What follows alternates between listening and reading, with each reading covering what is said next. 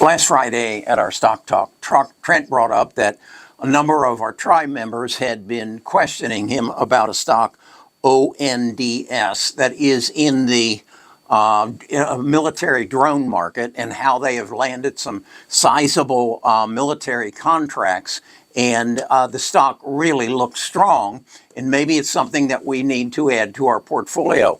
I knew nothing about it, so I went and looked at, during the Stock Talk, at my Seeking Alpha to make a decision, and the conversation ended, we've got to look at this stock. This looks like something fantastic. I want to walk you through, though, what I learned and what brought me to this point, and I want to show you why 90% of the people who invest in the stock market lose money every year. The first thing we did was look at a chart on ONDS, and we see since, let's see, that's in the 1st of 2025, it's climbed well and then kind of took off in July, or August of 2025, climbed up to $11.80, came down to and hit its resistance at $4.90, and now has climbed and is back up to $11.02 and is challenging its all-time high. And so it looked strong. And we looked at it and said, this also is showing strong MACD. It's showing strong relative strength. This is a stock we need to really consider. So I jumped in and said, okay, let me walk you through how I would analyze the stock and make a decision whether I wanted to turn it over to Samantha for more evaluation. And what I did was take it to my Seeking Alpha, and we can see that it's up 319% over the last year and doing well. So the next thing I always do is go and look at their financials. And I can see this company's financials has grown, its revenue has grown tenfold in the last 3 years. From 2022, it was $2 billion. It's now $24 billion. Holy crap, this thing is exploding. I also see that their losses have gone up, but they've stayed somewhat steady. So then the next thing I do is I go look at their earnings. And I click earnings, and then I go to earnings estimates, and I see here they lost 26 cents. Well, actually, in 24, they lost 61. Then they're projecting for 25, they'll lose 26. But then it's improving. The loss is coming down at 56, 40, 16, 92. And then they're going to go profitable, it's estimated, in 2029. And this is all as a result of some large governmental the contracts they've got. And you can see their revenues are growing dramatically as well, 430%. This is 268%. And again, I have a rule that says if these two numbers, this and this, exceed 40, this is a growth stock and we want to be a part of it. Well, these are blowing the doors off those numbers. So I said, what I need to do then is do an analysis of it and find out if it's a strong stock. This is where 90% of the people in the stock market lose money, because they don't take that next step. They don't come and ask the question, why? Why is their revenue growing this way? And why are their earnings growing this way? And how is this stock going to fare in the future? Now, one thing I want you to point out, when it goes profitable, its PE ratio is going to be 61. That's in 2029 if the price stays at $11.02. At $11.02, its PE ratio will be 61.2. At 33 cents profit, it's going to be at 33.9. That's about where NVIDIA is today. So with the profit going from a negative 26 to a positive 33, the PE ratio will be 33.39. That's your first clue. So what did I do then? I took it to Samantha. I took it to her and said, you do an analysis and let me show you what she told me. Okay, what I did also was say, okay, I know there's two other stocks that are in this same category. Let's compare ONDS to KTOS and AVAV and see which one is strongest and if either of these other two can match the performance of ONDS. Here is, and I use the criteria of, will any of these stocks give me a 2x return over the next 3 years? And in the executive summary, Samantha says, no. No, maybe AVAV and K2 under the most aggressive scenario could give you a double, but ADS or ONDS is the most could not double in the next 2 years. And why is that? That's the key question. And based on the analysis, what should we do?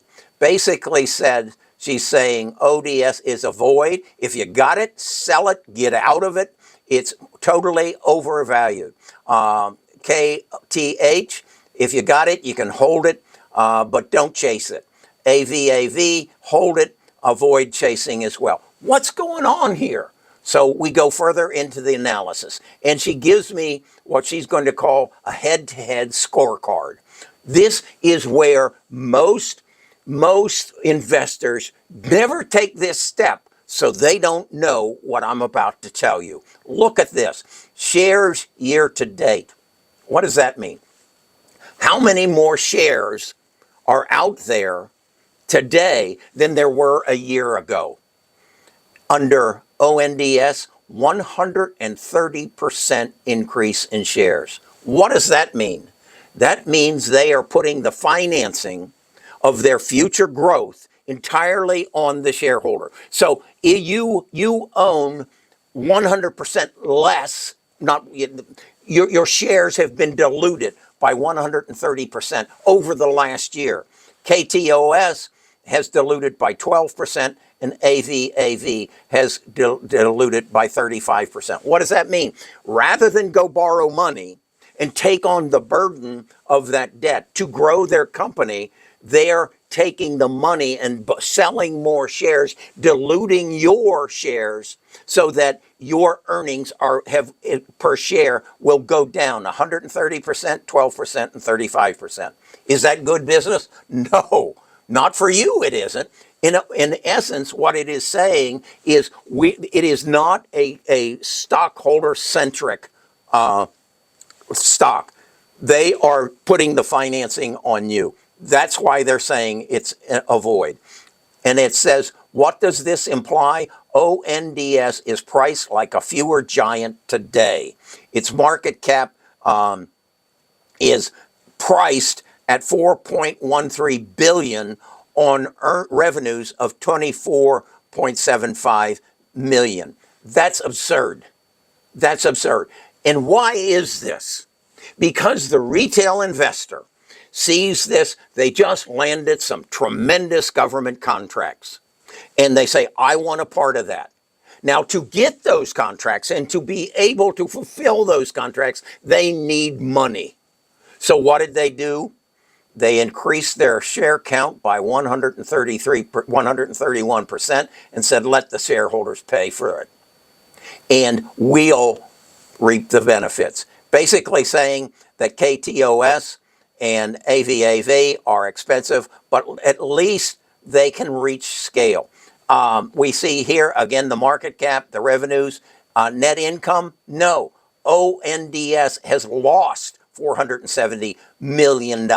And yet, I was convinced this was a good stock based on the information that I got before I analyzed their total income statement, their operating, their balance sheet, and their cash flow. This is a dumpster fire. And the market, as we saw in the chart, is streaming for it. They're setting themselves up to lose money. This is then further the kind of analysis that I get. Share count up 130%, up 12, 136. And it goes through every element of, can it reach the 2x? Base case, no. Base case, no. Base case, no. This is what you need when you want to invest in stocks. An analysis. Hire yourself a Goldman Sachs, Morgan Stanley analyst, and say, explain the income statement, the balance sheet, and the cash flow statement to me so that I understand and know what I'm buying. And that's why, and you don't, and that's why 90% of retail investors lose money every day in the stock market. And why is that? Let's go back and look. They look at that chart and they say, it's about to break out.